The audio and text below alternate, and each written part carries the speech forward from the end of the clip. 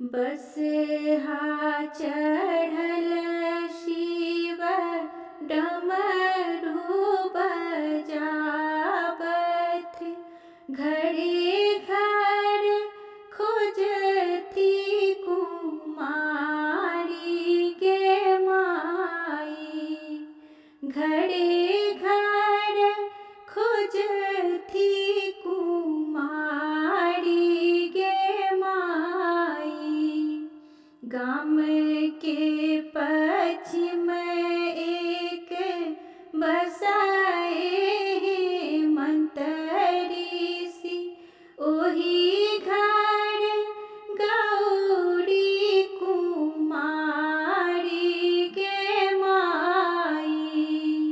ओही घर गौरी कुमारी गे माई। सगरे नगर घूमि अयला सदा शिव, ठाढ़ भेला ऋषि के दुआर गे माई। ठाढ़ भेला ऋषि के दुआर गे माई।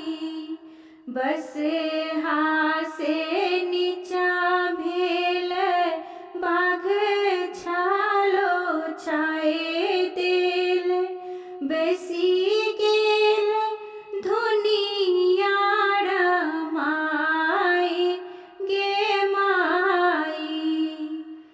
बेसी गेल धुनिया रमाई गे माई। भीख दिया गेली गौरी शिव देखी भेली बौरी, गौरी